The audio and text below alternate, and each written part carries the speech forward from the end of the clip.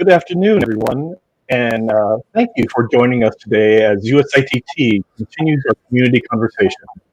I'm David Stewart, Chair of USITT's ED&I Committee, and today we are pleased to host a discussion around changing and ending the production process of 10 out of 12.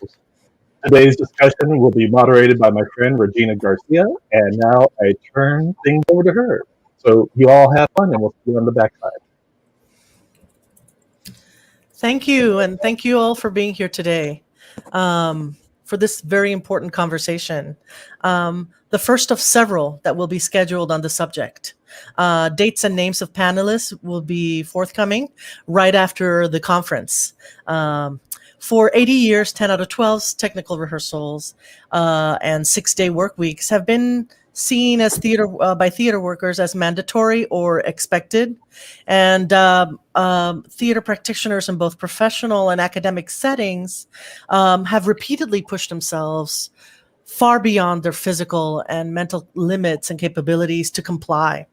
It's an old issue that many have tried to tackle head on. And after the many posts these past weeks, and I want to thank everybody in the community for being candid and for posting and for sharing.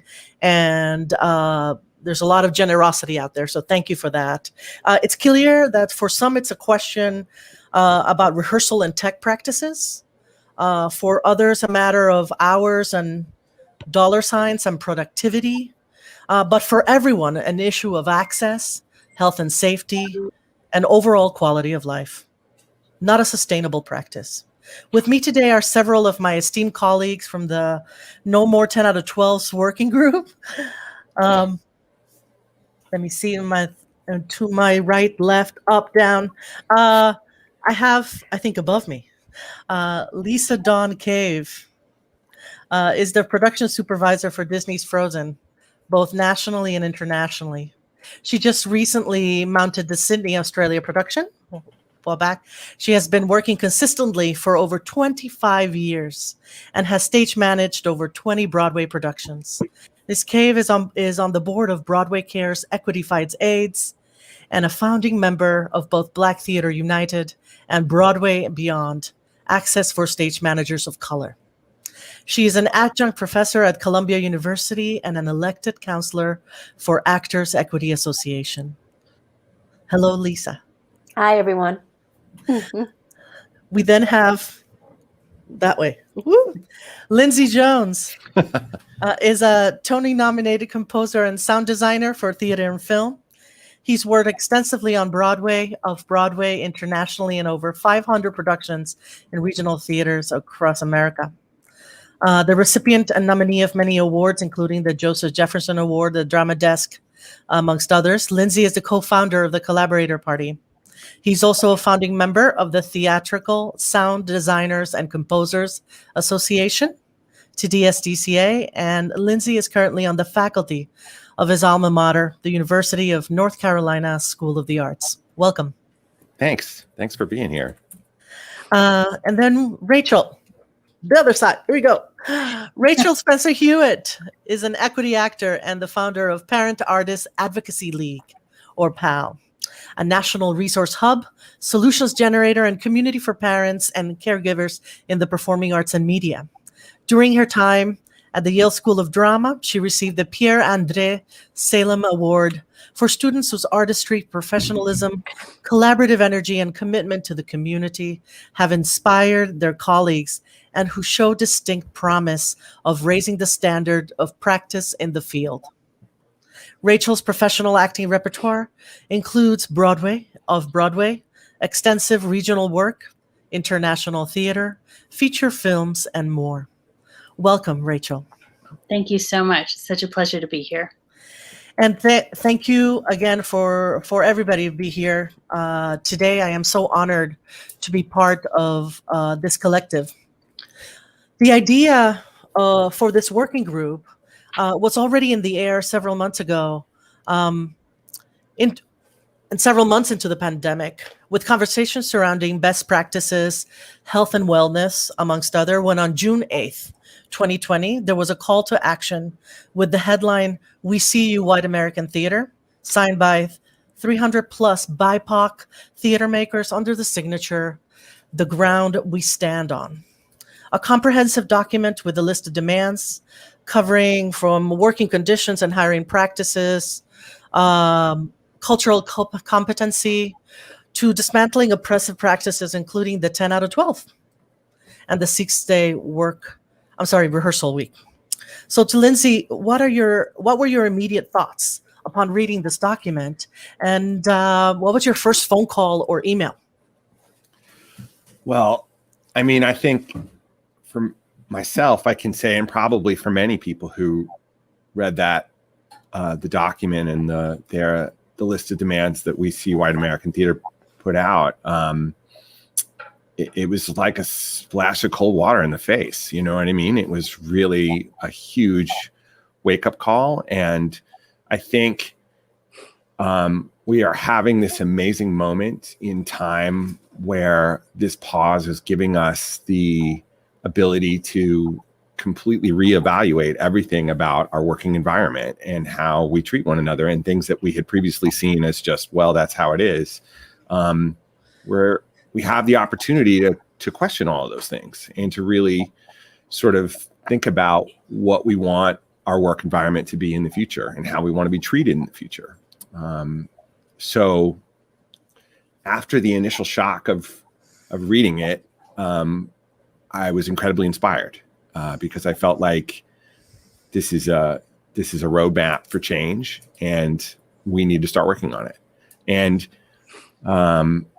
the idea for this 10 out of 12 working group that we had, it had been sort of originally created by the executive board of Theatrical Sound Designers and Composers Association.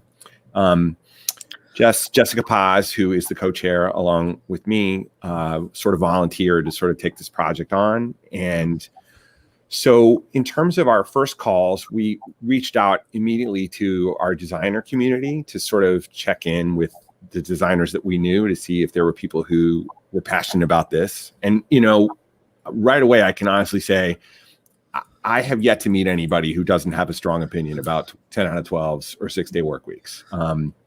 If you're working in theater, chances are good you have an opinion. That's right.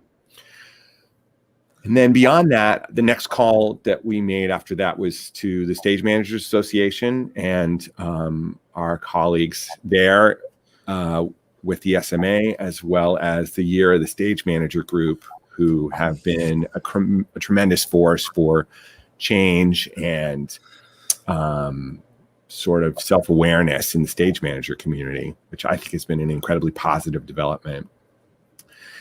And then from there, it was sort of like the Wizard of Oz. You know, we started walking down this road and we would meet people and say, hey, do you want to come aboard? We met Rachel, for example, and sort of brought her in. We met with production managers. Some of them joined us. We met health and safety experts who were referred to us. And before we knew it, we had a group of 20 people who were really passionate about this. And that's how we all came together as a group to really start to talk about these issues and figure out what we could do about them.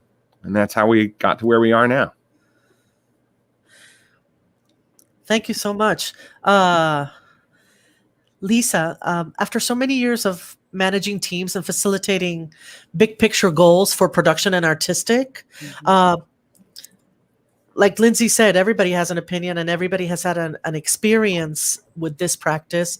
What are some of your most extreme situations when you've seen this practice at its worst?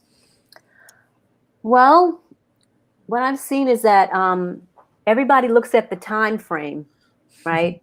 And it seems like the artistic part goes out the door, right? It's like we got to fit all this in, and we have this time limit, and we just have to do it. And everybody's working from that mindset and not working from what did we just create? What were those stories before when we were putting this together? Now we're in here and we're cramming everything together. And the one thing that I notice all through my years is that as soon as everybody says, okay, tech is getting ready to start tomorrow, or we have a production meeting, everybody has already gone into that stress mode. we haven't even gone into the room on the first day, but everybody is prepared for that stress mode of being in that room and for those long, long hours, you know? And I have to say, for me, for many of the people that I've worked with, my biggest thing is when we have a production meeting, I always start it off by saying, I know you guys are walking in here going, tech is going to be horrible and stressful. I want you to leave that out right now. Let's not say that. Let's not already put that forth before we even get in there. Because what I want everybody to remember is why we're doing this in the first place. And let's keep the joy in this, you know? And that's one of the hardest things when you know you get ready to walk in through a long, you know, road to put the show up that you've been working on and that you love doing, you know? So, and then you got, you know, the tiredness. Everybody is trying to put their all in it, you know, because we are professionals. So if you give us a task, we're going to do it because nobody wants to fail. That's just one. And that's especially with stage managers. You know, sometimes we say we're our worst enemies, you know, because you give us a task and we're going to find a way to do it. Even if it's hard to get that thread through that needle, we're going to figure it out somehow, you know, because that's what stage managers do. And, you know, that's a lot on us, you know, and, you know, a lot of times we're the ones, you know, ourselves and the doorman are the last ones that walk out of that building when we do these long hours during tech, you know, and that's a lot to carry on your shoulders. And then early in the next day, you know, talking to the crew, giving them the notes from the day before. You've gone in, you're doing the, you know, cleaning up your paperwork. So everybody has clean sheets, you know, of paperwork so they can go off of. You know, you're trying to keep the cast and making sure they're okay, you know, and they're safe and they're not, you know, overstressing themselves also.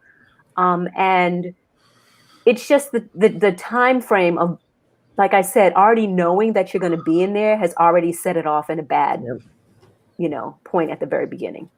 So, yeah.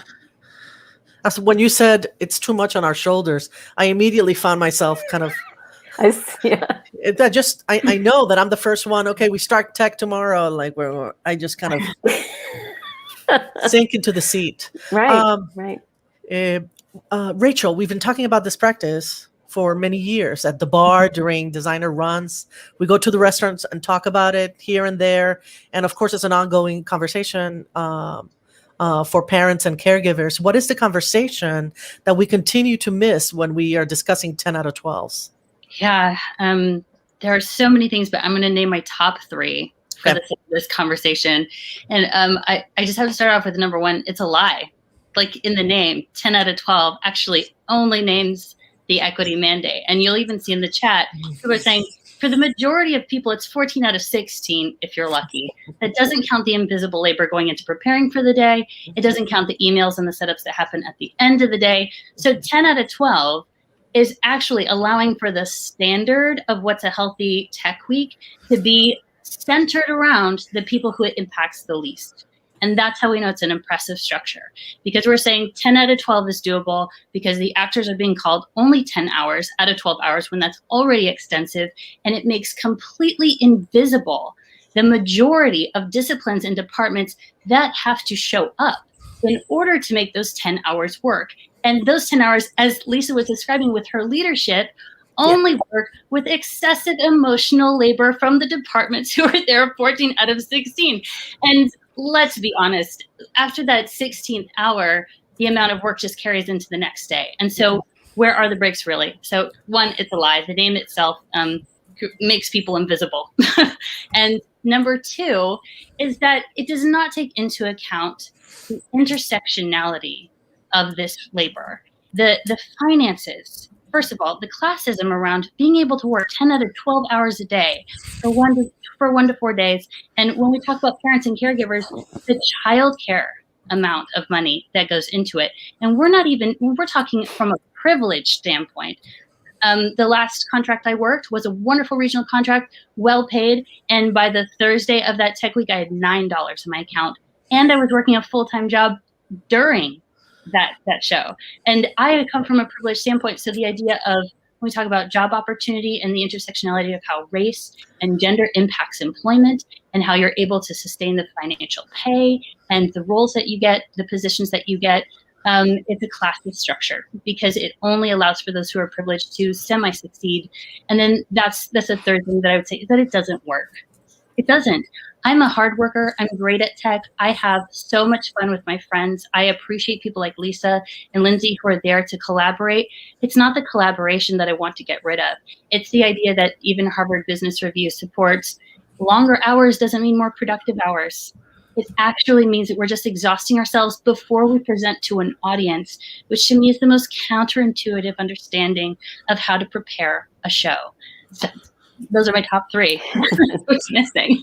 And thank you for those top three. I have a friend who told me the other day and said, the next day when I show up for work, I spend the first couple of hours undoing the work that I did the last couple of hours the night before in that 10 out of 12 because I was not there. Yeah, I was gone. Yeah. My body was not responding. I was just going with the flow, and it wasn't really productive. Anyway, for all, what are the four aspects since we're here? And thank you for bringing us here, Rachel, with the 1, 2, 3. What are the four aspects of the problems with the 10 out of 12s, and how do we address these? So we've sort of split it up into four specific sort of sections of how to look at this 10 out of 12 problem. And we did that based both on our incoming sort of testimony that we're receiving from people who have been taking our survey, which, by the way, I'd like to go ahead and encourage anyone who is listening to this. We would love your input. Your specific experiences will help us form a more clear picture that we can communicate to others of why these practices are harmful. If you will head to our website, you don't have to do it right now, but maybe at the end of this, no more 10out of12s.com. You will see that we have built a survey to assess your experiences and to receive your testimony. You'll also be able to see testimony that's on our site already that we've taken from theater artists who have already been talking about their experiences. So we have been receiving that testimony. And in addition to that, we've also have sort of a research arm of our group who have been sort of poring over lots of different data, scientific data of surveys that have been taken both from our industry as well as comparative industries. And from that, we've sort of broken it out into four groups, which is health, safety, barrier to entry, which we'll talk about in a minute, and productivity. And I can talk a little bit about the sort of scientific data, and then I'd love for everybody else to chime in and talk more specifically about things I miss. Essentially, from a safety point of view, what we've learned is that the data shows clearly that if you work more than 8 hours a day, you are almost inevitably going to start to lose focus. You're going to start to lose the ability to think as clearly as you can. And that can result in a safety issue in terms of not being able to react in time to save something from happening. But it also can create a hostile work environment. As people become more tired, they become less guarded, and that can translate into less respect for your collaborators around you. And that can create really hostile situations. From that point of view, from a safety point of view, 10 out of 12s are really damaging. From a health point of view, what we've learned is that people are frequently overworking themselves to the point where they are exhausted. And with only one day to sort of regenerate themselves, and let's face it, I think for many of us spend that one day just sort of in a trance, not really being able to do anything because there's not enough time to sort of deal with our daily lives. What happens, what we've learned over time from scientific data is that can really start to translate into continued stress, which leads to anxiety, which can lead to other additional health problems. And that can really have long-term effects on your overall health as a worker in this industry. In terms of barrier to entry, Rachel's already alluded to this, the idea of privilege, of people who come from a background where they have financial and social support to be able to maintain these long hours for a period of time. That's an area of privilege. And for those people who come from underrepresented communities, who come from BIPOC communities, who come from disabled communities, they may not have those resources, and it may be particularly difficult for them. And as a result, it is preventing us, when we talk about having a more equitable and inclusive theater environment, I think it's important to understand that with these working conditions, we're filtering people out before they ever get into the field. We're not as equitable as we could be simply because of these working conditions. Mm-hmm. And then finally, the productivity part of it, what we've learned through scientific data is, and I can give you just a basic sort of rundown of a couple of studies that we've got on our website, and I encourage you to please go there and check it out. People always think that 10 out of 12 is the cheapest way to do something. You know, they believe that this has become the most economical way to produce theater, is to jam all of these things into these long rehearsals and that'll be pay for it. But what we're finding is that if you work for more than 8 hours a day, you are less productive. And as a result, as those hours go on, the hours that you're continuing to pay, you're seeing less return in terms of what labor is possible. And if you do those days, multiple days in a row, now you're actually affecting the productivity of all the days, of all the hours of every day, because as time moves on, you're less able to make a return on your investment. So when I talk to theater producers and they say, I can't afford to make this change, I can say to them point blank, you're already wasting your money. You're not spending your money as efficiently as you could be.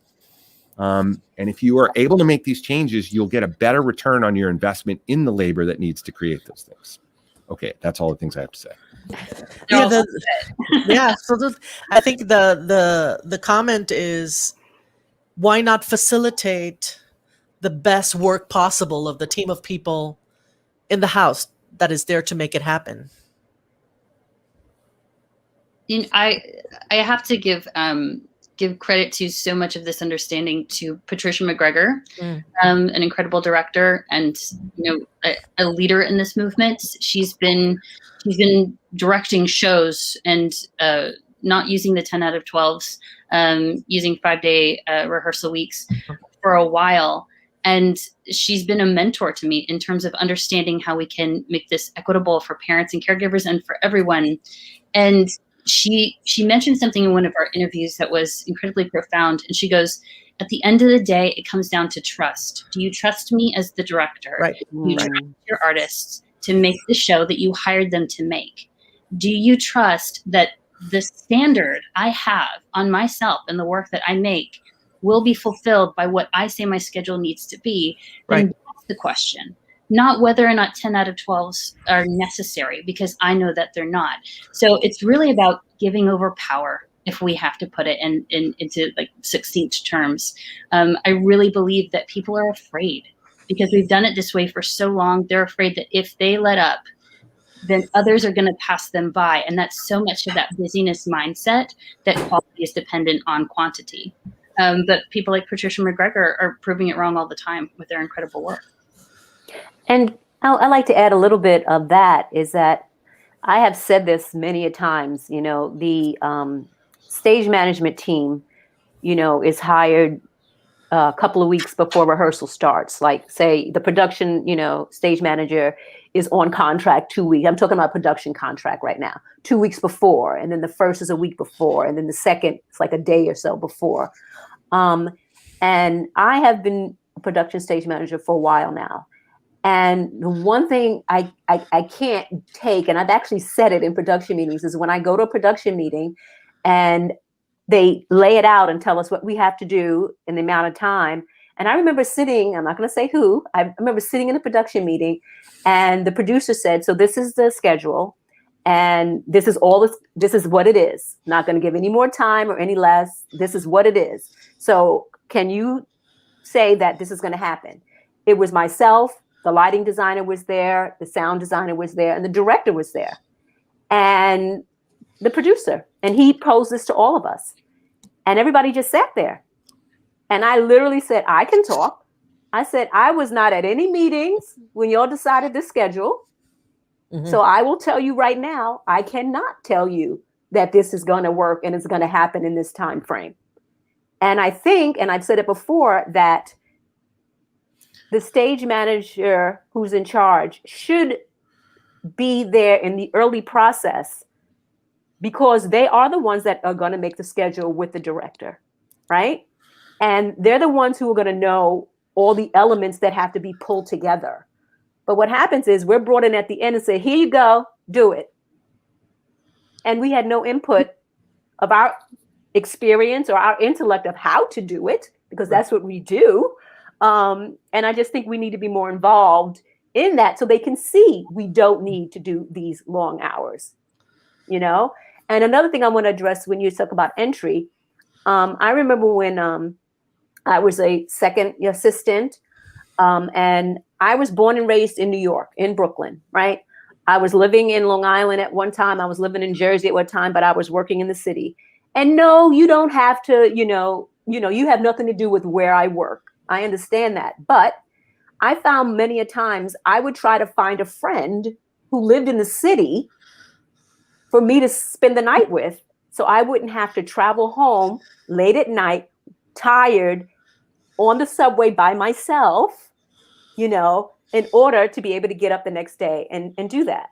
And I promised myself, and I do it to this day, that's the one thing when I am hired, I say, you are going to put me up in walking distance to the theater once dry tech starts. Right. But why do I have to do that? We just don't need to have these long hours, because things can get done in a very efficient way. And you're right, Rachel, it's the trust of the people that you've put in charge to put this together for you. And right. We're the ones with the experience to do it. And we can do it. Yeah, I just want to comment that Carmelita Becknell, a wonderful artist stage manager, put in the comments, we are the power because we make theater happen. And I just want to name that that's why these conversations are so important, that there have been breakthroughs in leadership, but these conversations are about all of us collectively agreeing that this is no longer okay, because we are the ones who make theater. And then that's how this story will reach those people with the paychecks and who have the decision-making power on what shows get produced and what the hours are that the studios get rented and the theaters get rented. Thank you very much. Slowly but surely, we're kind of talking about also the characteristics of white supremacy culture. And I think somebody had mentioned that in the comments earlier on. The defensiveness, the perfectionism, that I need this amount of hours to make sure that the work is perfect. The sense of urgency, quantity over quality, which I find, anyway, it's very interesting. And thank you for that. The pandemic is offering us an opportunity to stop and reflect, right? On these practices and potentially craft a new model. But the demands of the We See You White American Theater document also reminds us that eradicating, and I'm going to quote directly, eradicating these practices requires a radical change on both cultural and economic fronts. And several folks have been asking, so what do we do? What are the solution? What is the formula? There is no one formula that potentially applies to all the theaters. No one-stop shopping here for a new model. Does anybody want to comment on that? I can say something really quick. Sorry, Lindsay? No, go ahead. Please go ahead. As Lindsay mentioned, these conversations were happening before the We See You White American Theater came out, right? They've been happening for a long, long time. And when that document, it just pushed people to action. So these conversations have been happening, and a lot of other conversations had been happening before that. And now we're in the forefront, and the pandemic has sat us all down and said, you got the time, let's do it, you know? And I think that is something that we should take advantage of, is that we are all, you know, some of us are still working by Zoom, whatever way they can, but it just opens up that opportunity for us to do this. You know, I didn't have to take the extra time to plan to travel to the city to sit to do that. I mean, we have the time. So let's do the work, you know, that we all collectively want to do, to make our theater the place that we all want to be, that we are all welcome in, you know? Yes. Thank you, Lisa. Yeah, I was just going to say, in terms of solutions, and again, on our website, nomore10out12s.com, you can see some of this already in action. But what we have available and what we want to encourage people to do is several things. First of all, there are theaters who were inspired by We See You White American Theater and have begun the process of changing. We have a list of those theaters on our site and links to their sort of specific policy statements that they put out of how they're going to affect this. So before any theater thinks, well, I can't do this, there's no way this can work, I have examples of theaters who can't have done it successfully. So that is out there. It can be done. But I understand that every theater is different. Every theater has specific, every producer has specific, cultures that they have to work with. Absolutely. I think it's important for everyone to come from the place of like, let's see what's possible. Let's see what we can do. And we can give specific examples of how to address those things to producers if they need it. Obviously, though, it's best if they take this on themselves. No one knows their business better than we do, or better than they do. Forgive me, they do. But we're here to help. We all understand that we've been operating under this same idea for a very long time, over almost 80 years now. The idea behind this movement is not necessarily to call people out and say, this is how things have gone wrong in the past. It's much more about, okay, the data is now here. This is not a productive way to do this. This is not an ethical way to do this. It's not safe. It's not healthy. Let's all start fresh. And so when people ask me, like, what's the plan? Like, how are we going to change this? We're going to do it several ways.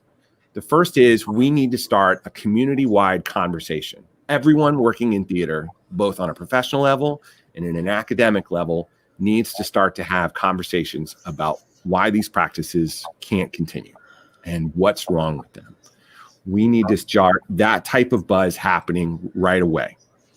And then the next step is to basically take our petition that we hope you'll sign from our site, as well as other information, the testimonies that we've received, the data that we've received, present that to the different theater unions and also to producers so that they have the information and they can really see for themselves why it's no longer a sustainable environment for theater.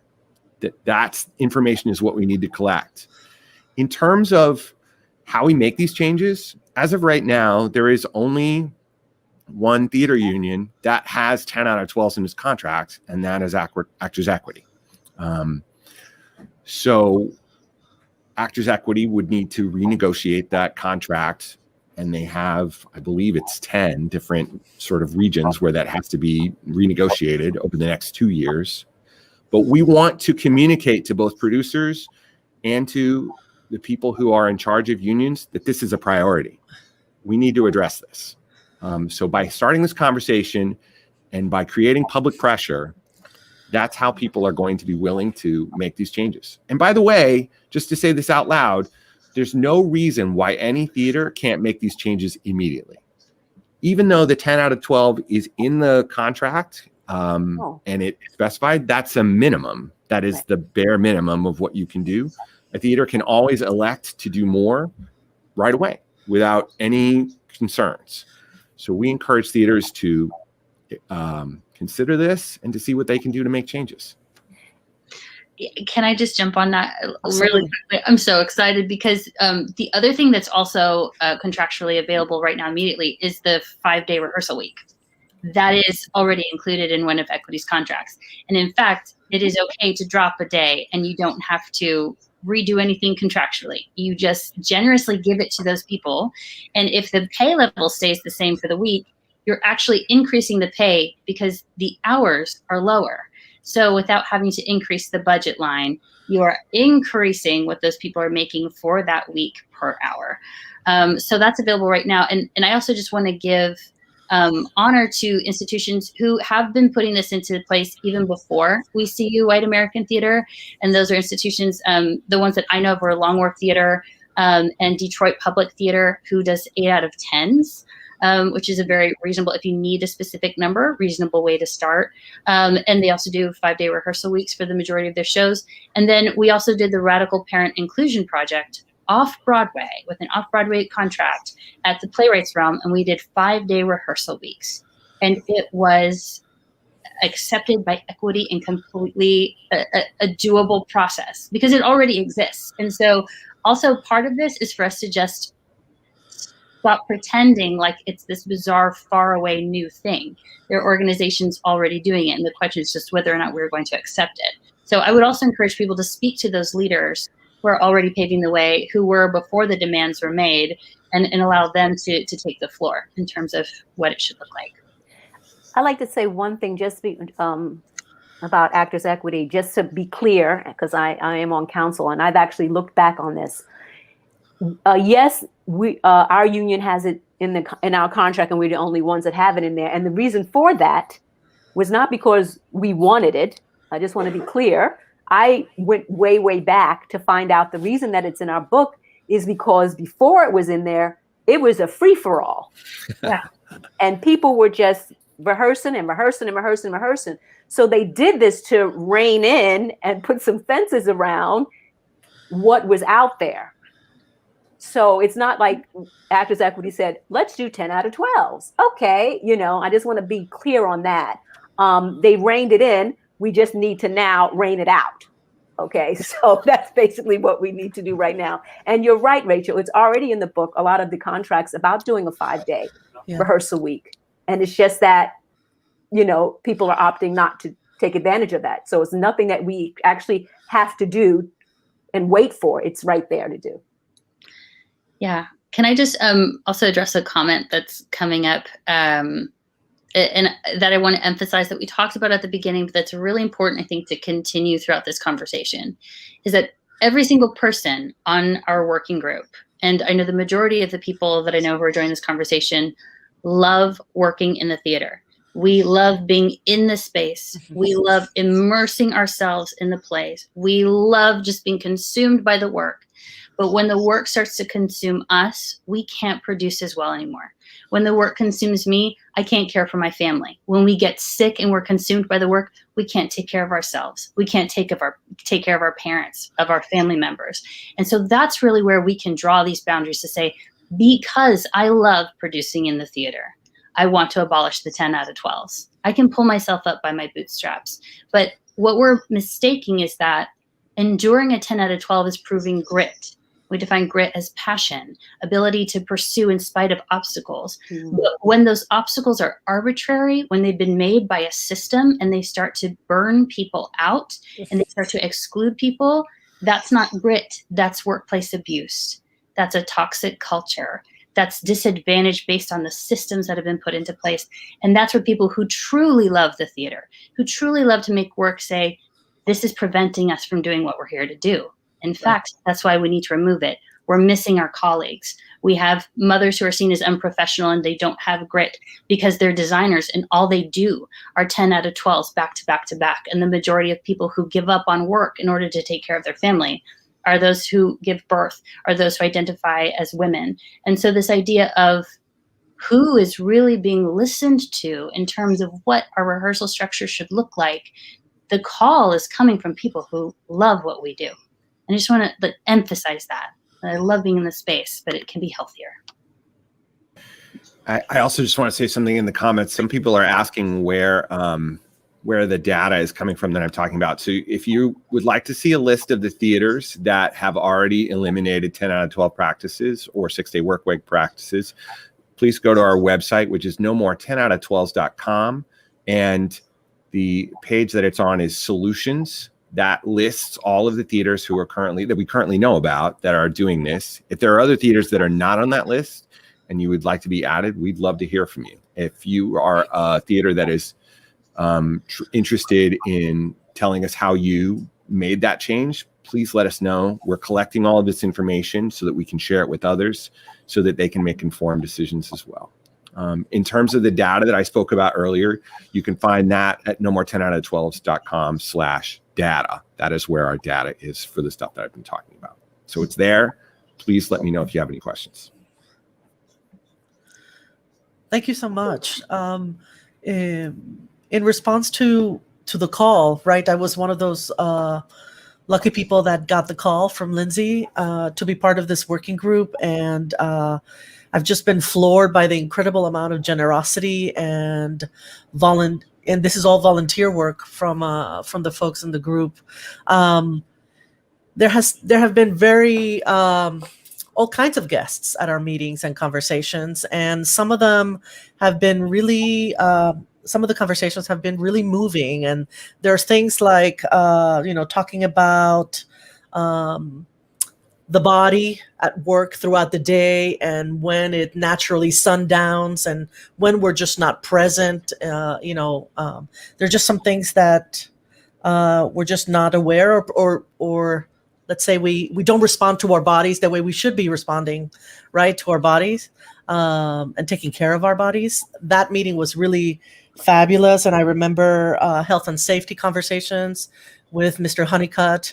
And I remember, of course, the visit from Terry Schoffalo at the University of Illinois when we're there talking about just finding inventive ways of kind of moving a little bit of the tech process into the rehearsal room so that when we transition into the house, into the venue, the transition into that first day of tech is not as jarring.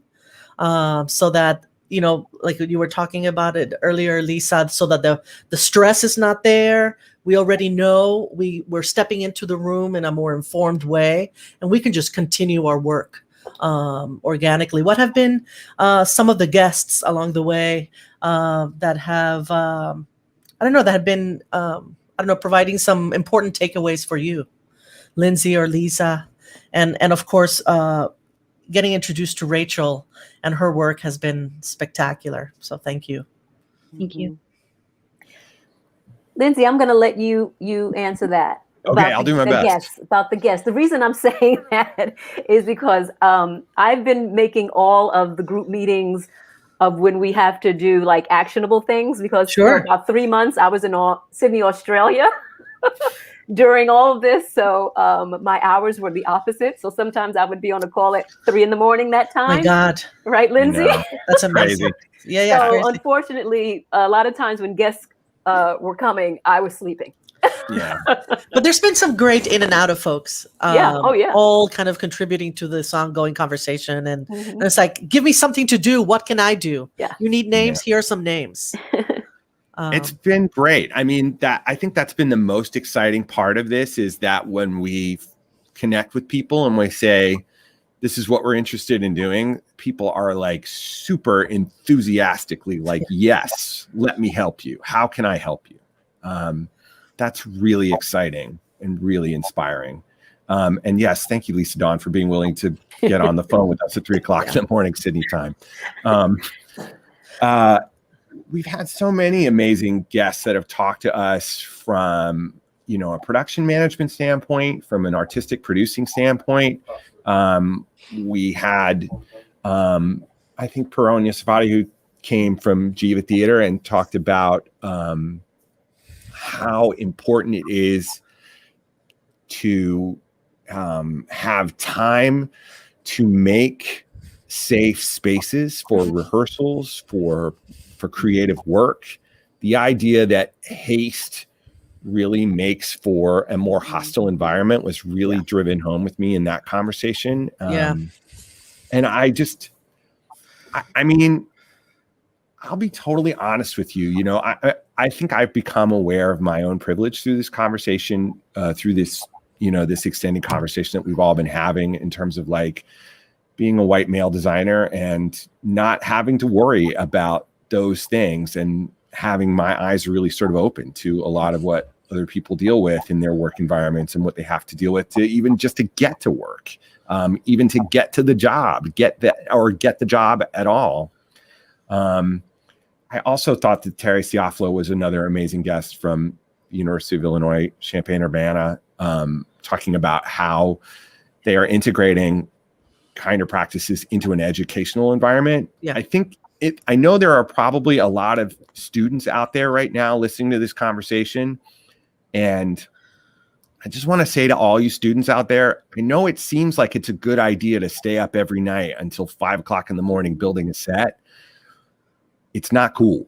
I want to tell you, these practices that you're getting into in your academic environment, they're going to ultimately hurt you when you're out in the professional world. And so it's part of this conversation we've been talking about changing professional theater, including academia and at the way they approach theater as well, is super important so that you're starting your practices responsibly from the beginning. And so that you can really carry that in and be an informed and valuable theater community member, which, you know, part of the hope of making these new practices so that you're sustainable is that you're going to stay in theater. You're going to be an incredible creative member of the community for years to come. I have so many friends who have left the business because they wanted to have a family, or they got sick, or they had a disease that kept them from being able to be as able to compete, you know, and be a part of the environment. And I really feel like these changes are a way for us not only to increase the diversity in our field, but also to maintain that diversity long term, which is key. We've got to make it so that everybody can stay in this field and be creative for years to come.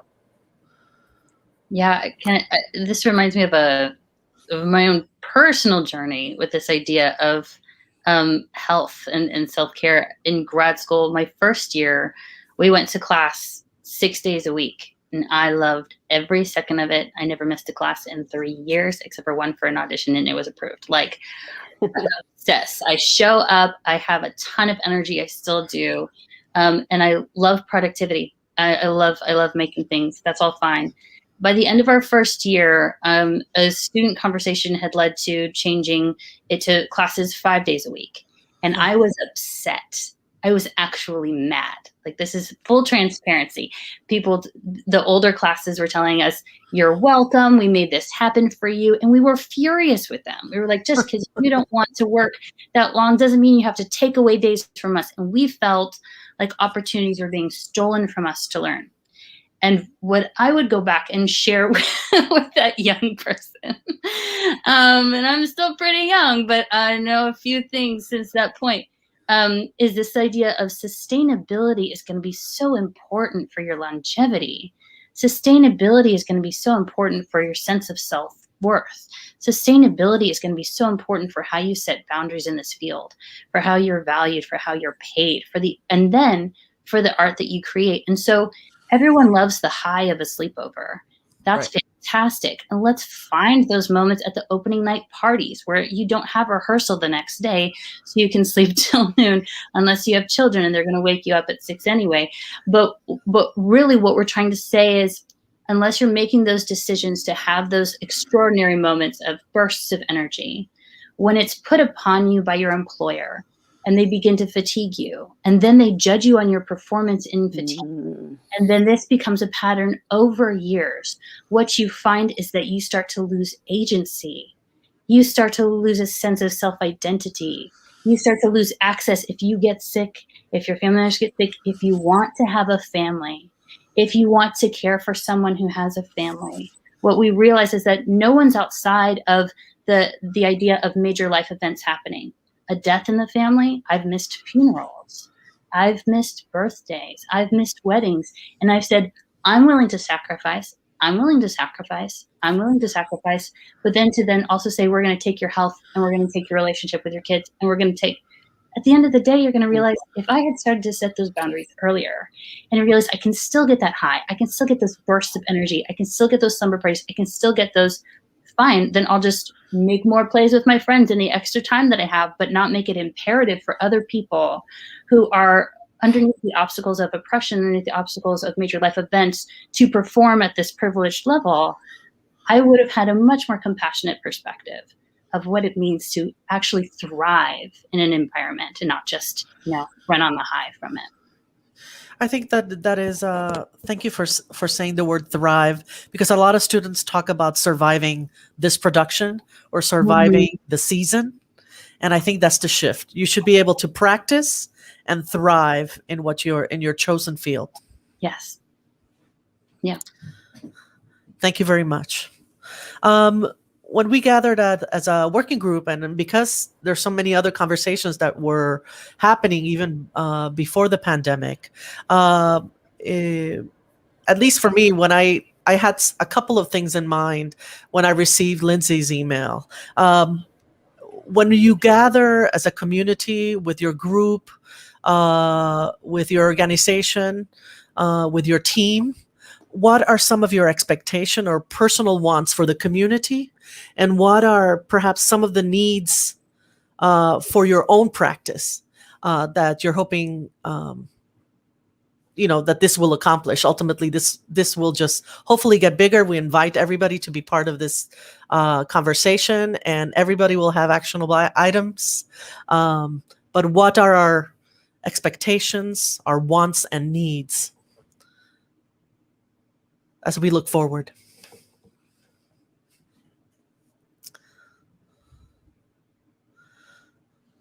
Joy, health, Yes. community.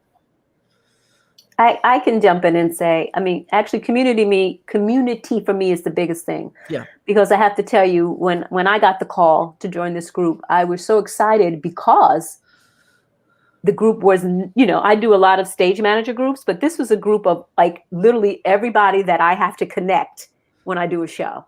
It wasn't just a room of stage managers or stage managers with the actors. I was being called in with sound designers and lighting designers and special effects designers and video designers and, like everybody. And it was so fulfilling for all of us to be in the room together and actually voice on each other what we actually all were feeling in that, and for us to come together as a unit, basically, and the actors, all of us together are saying this, so that community thing to me was very, very big, and it continues to be, because like Lindsay said, we are getting a lot of testimonials, and a lot of people are reaching out saying, what can I do? What can I do? Can I be a part of that conversation? What do I need to do?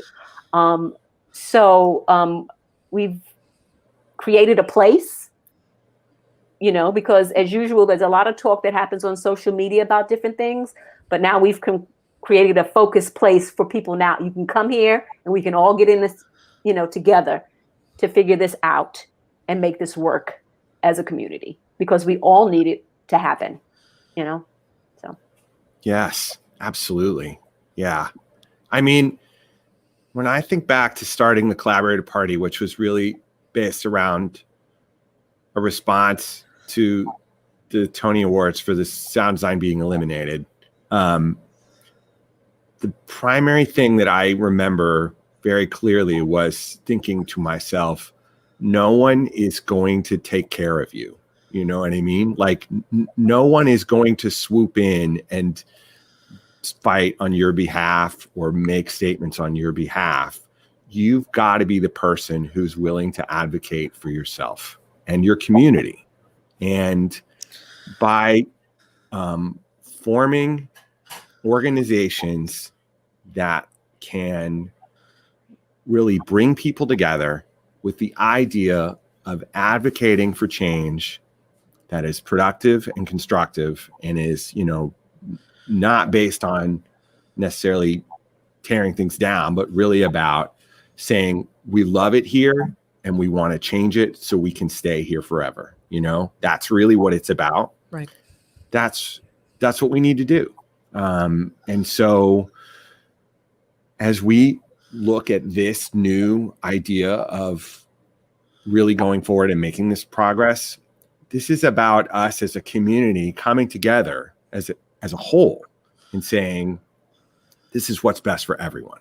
This is what we must make these changes because this is what's going to make it the most equitable version for everybody to participate and to thrive, as you guys said earlier. So, that's really my hope at this point, that the inspiration comes out of this of let's all work together.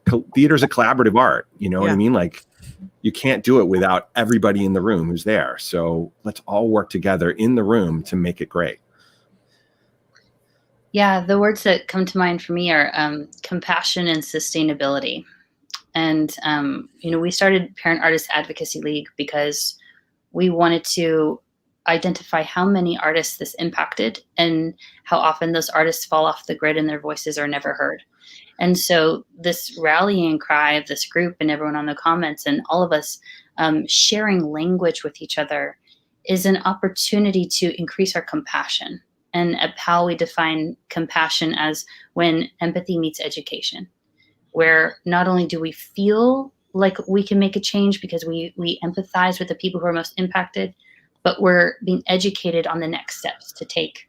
And then this idea of sustainability is the more of us talk about how affordable these changes are, how possible, how they've been done, then the more we can see that community also reach upward in the hierarchy to make real change with those decision makers. So compassion and sustainability can be really effective goals, I think. Yes, thank you. In conversation with the La Gente de Latinx Theater Design Network that we started over the summer, we've had several conversations about sustainability, and because we're in it to win it. We love what we do, and we want to do it forever with our families, with our friends, with our colleagues. At some point, there was a real beautiful but sad discovery that we're also doing it for all the people that we've lost, that have decided no more. I'm out of theater. This is not sustainable. I am choosing my family. I am choosing my body and my health over this. So we are also gathering in multiple fronts to say no more, and we're gonna take care of the folks that come after us. We're very important that we're all do this together. Yeah. So thank you very much. And we're working together to rebuild after the abrupt, indefinite, somewhat termination of employment and live entertainment last spring. So at this time, I would love, I think if it's okay with everybody, if we can open up for some Q&A. So what are the questions from the group, David?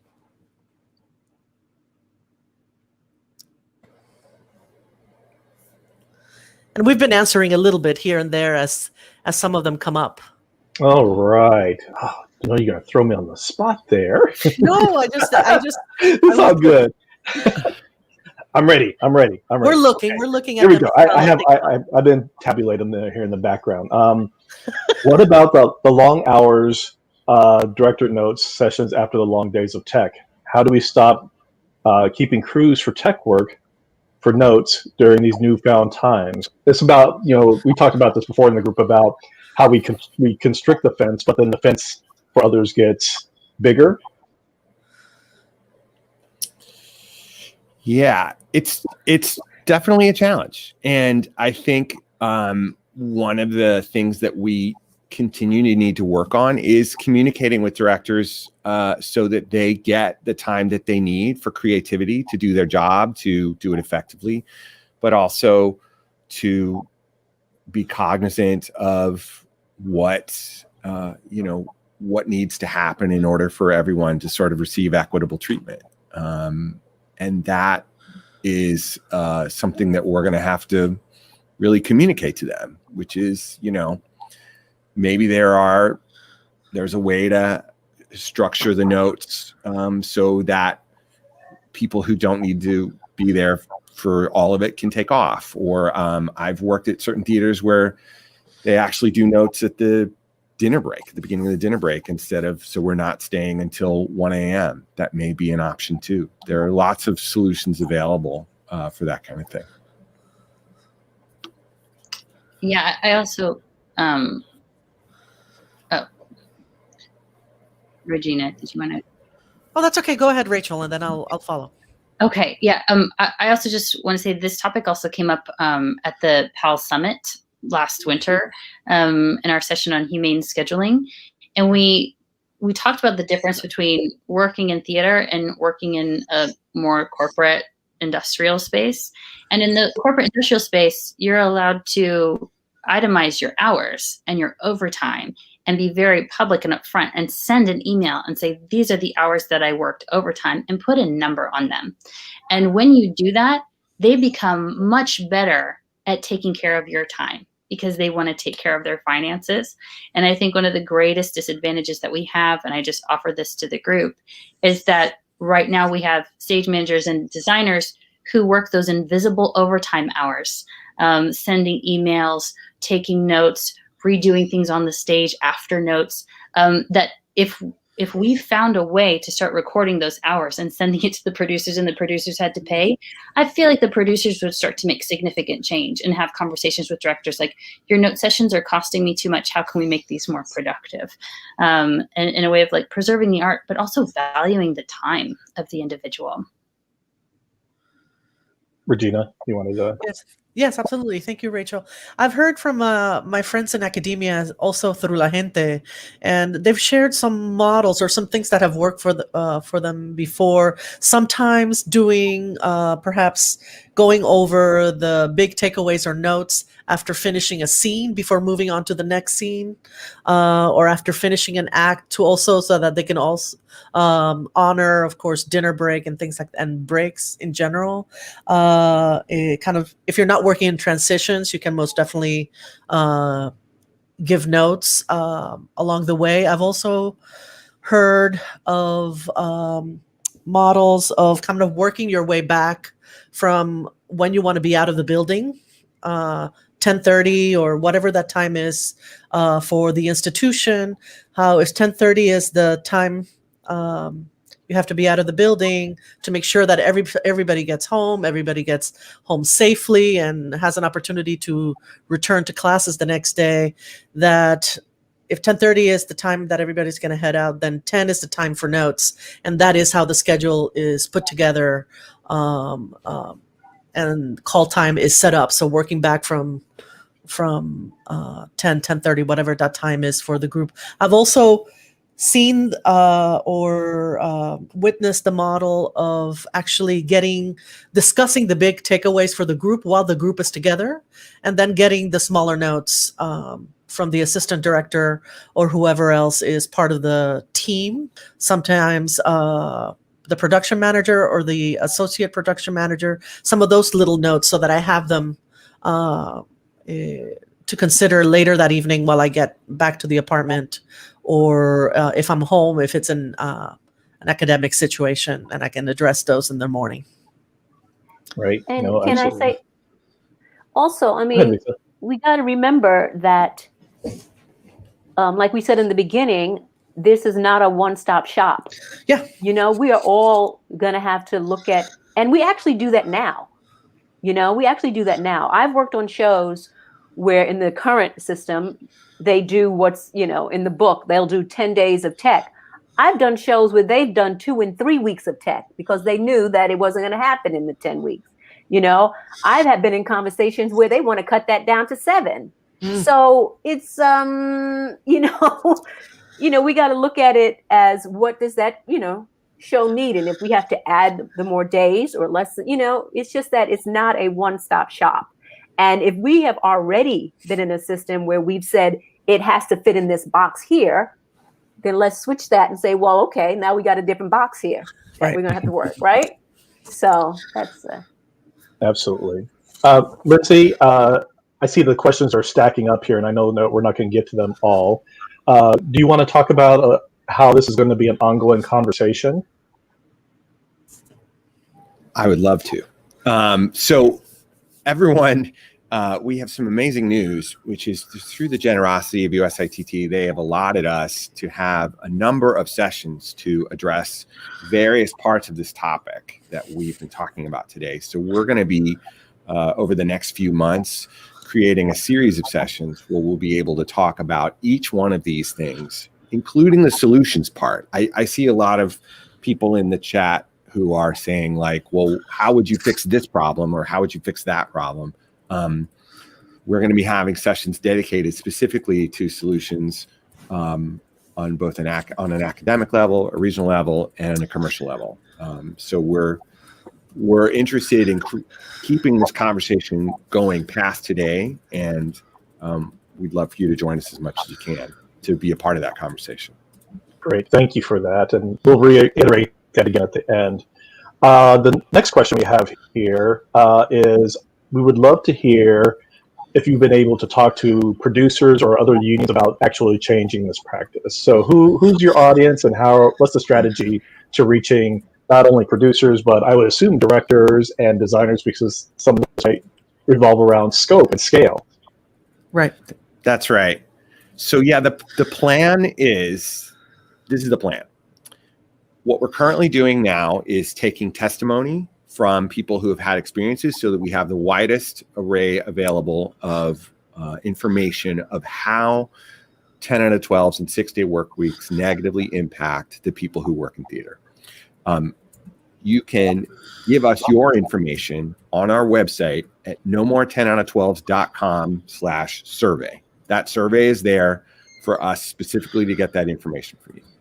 In addition to that, we also want you to fill out our petition, which we want to get as many names as we can on that as possible. Once we have all of this stuff collected, or enough of it collected, the plan is to present this materials to theater unions and to theater producers, Right, so that they can see it. So please head to our website. It's at the bottom of the screen, nomore10out12s.com. Give us your information. So the idea is we present all of that information to producers and unions so that they have that as a way of understanding that this is a priority for the theater community.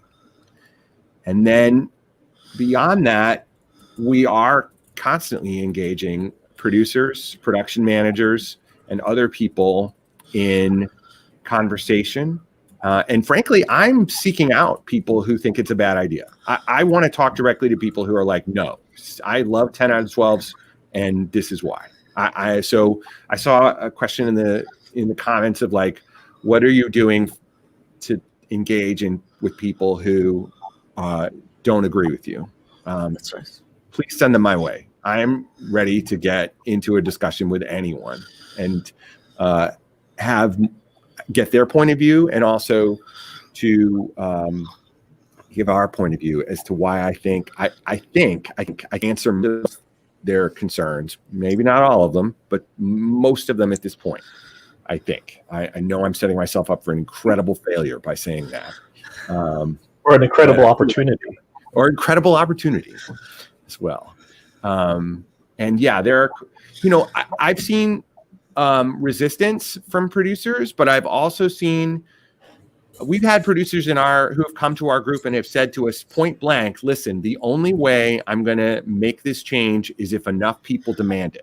Like literally, it told us point blank, they're not going to change unless enough people say to them, it has to change. And if I want to talk about how I have been inspired by We See You White American Theater, that is the inspiration of how to get things done, to get conversations started, because they laid it out there for people to see, and they were, very upfront about it. And as a result, theaters had to deal with it, and they had to read those demands, and they had to really think about it.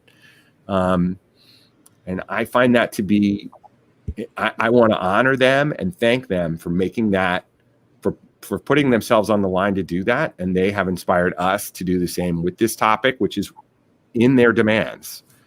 This was one of their very first demands, as a matter of fact. Yes.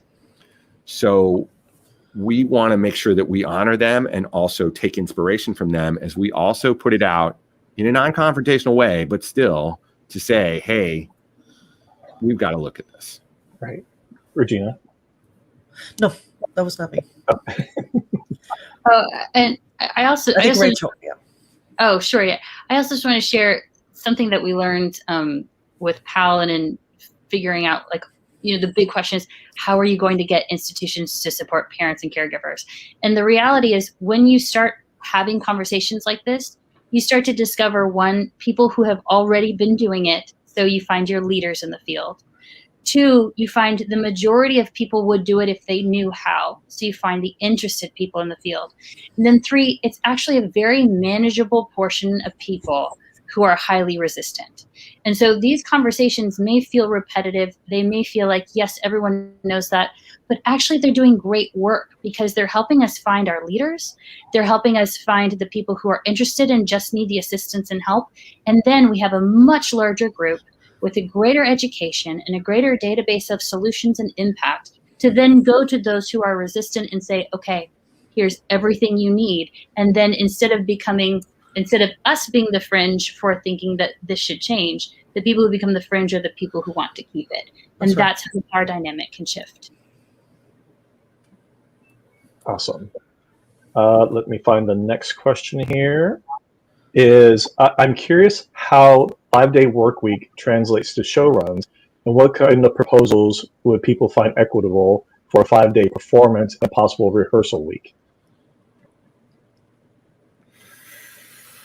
It's a great question. 5-day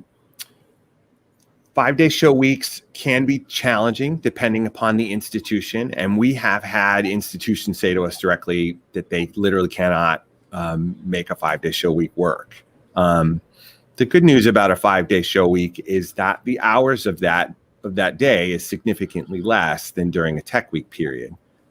So it's a slightly more a sustainable environment to work in.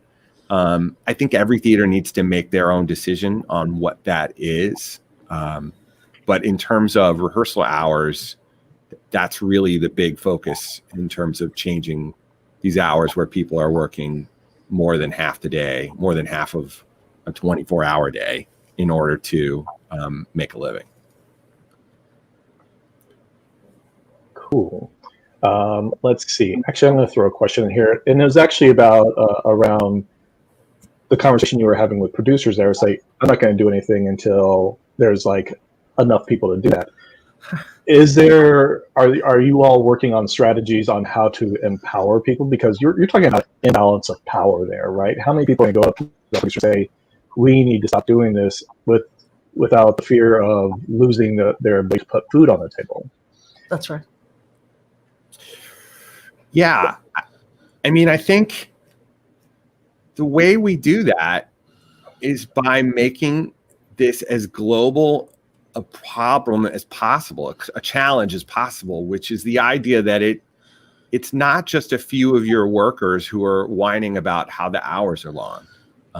It really is about the overall scientific data that supports that this is unhealthy, unsafe, and unethical. And beyond that, the individual experiences that show us again and again that people are unable to continue in the business because the working conditions are impossible for them to sustain. And, I understand, and of course I understand that every theater is a business, and they have to be able to operate responsibly from a financial point of view in order to maintain that business. And that's completely understandable. But at the same time, they can't do that at the expense of exploiting the people who work for them. And there needs to be a balance that's struck. And so what I would say is, in terms of empowerment, what we're looking at is the idea is, if it's not just about the people on your staff that are having the problem. But if it is everyone on every staff saying, hey, we need to make a global change to these conditions, hopefully by all of us standing together, that is the empowerment that we all need to make this change. And can I throw something in there? I have found that when you offer something, then people go, okay, then I'm going to use that.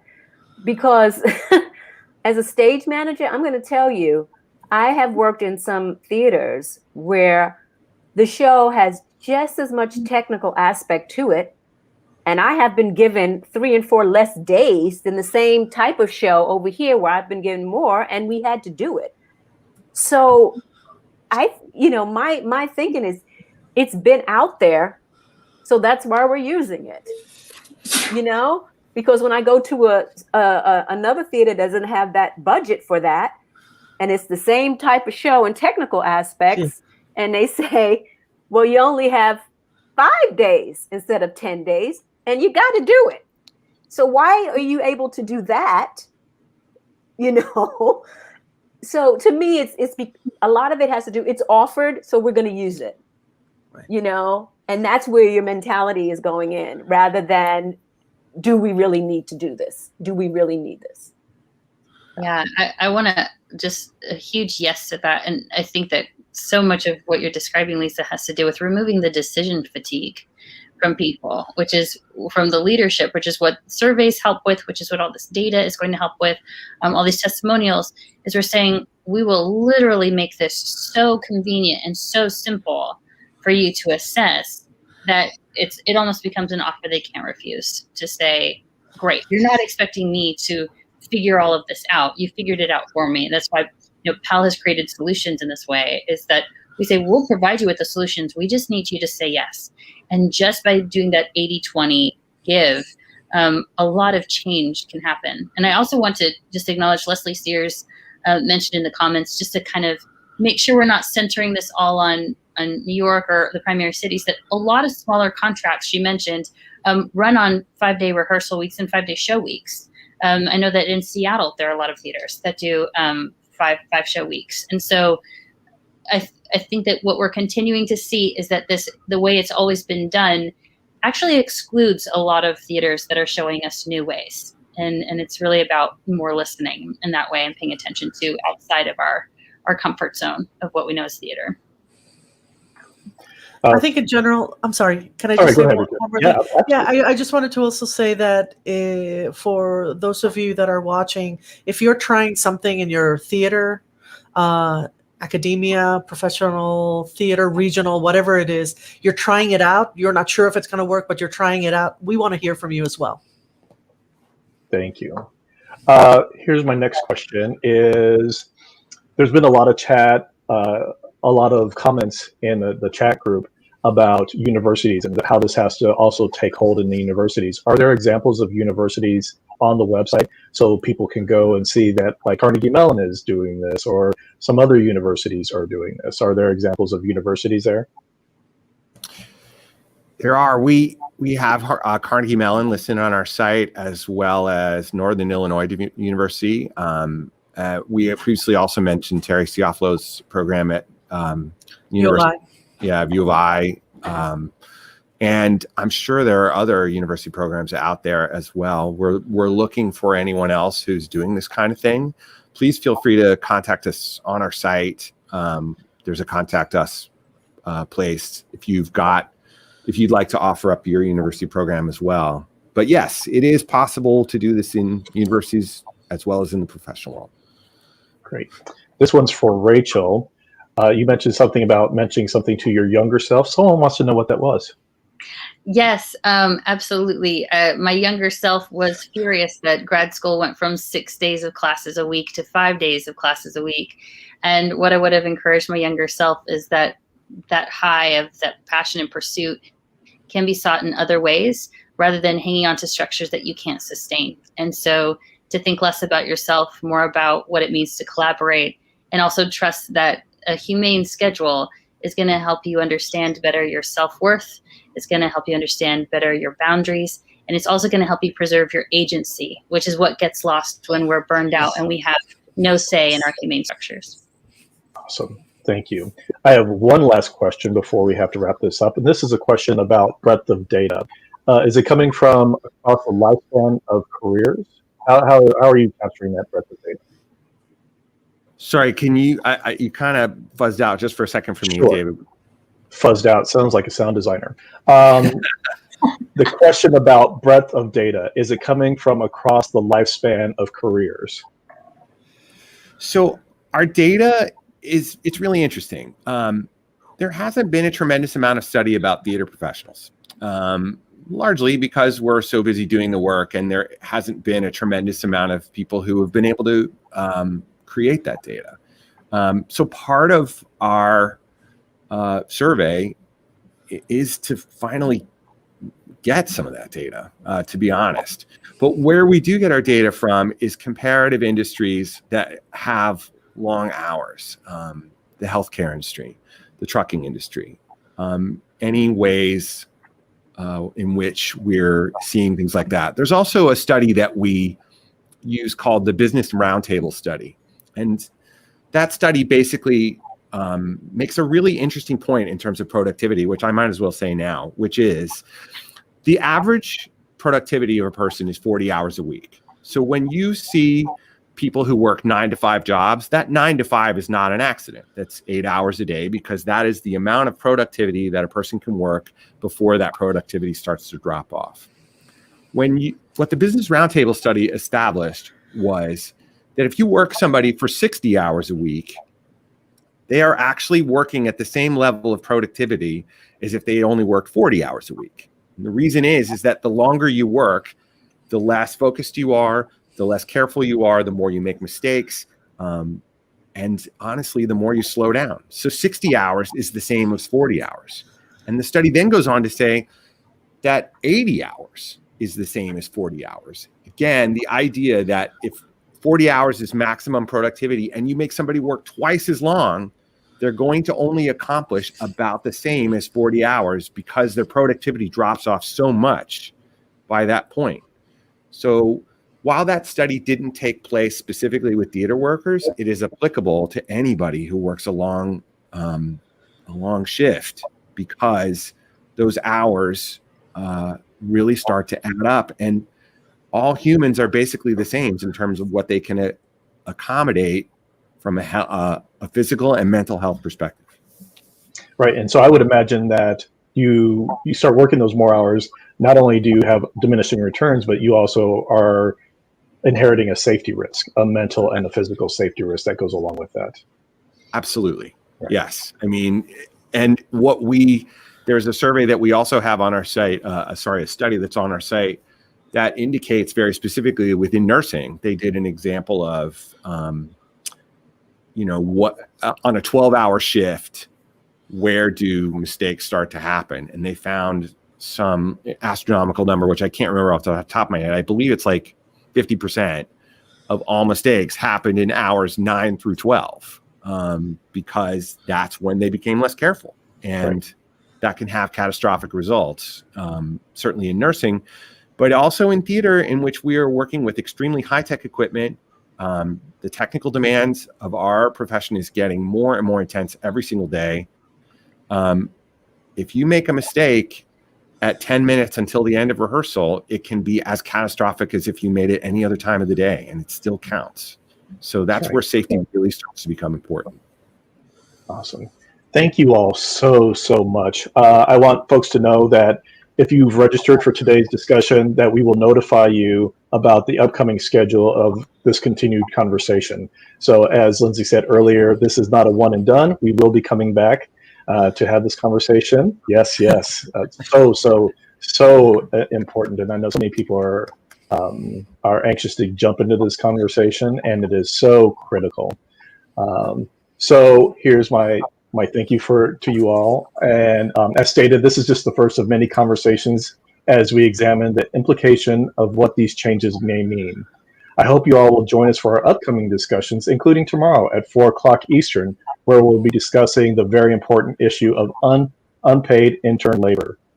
Where am I? There we go. We have our next collaboration conversation, which features the partnership between directors and designers on Thursday, February 11th, with Alejandra Cisneros and Anthony Aguilar. And then our next community conversation, professionals from the Asian community.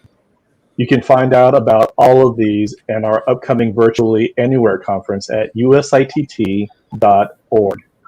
Today's session was made possible through the membership dollars and the Tanisha Jefferson Fund for Inclusion. You can join or donate at usitt.org. Thank you all for joining us, and please take very good care of yourselves. Thank you all. Thanks, everybody. Thanks for joining us. No more 10out12s.com.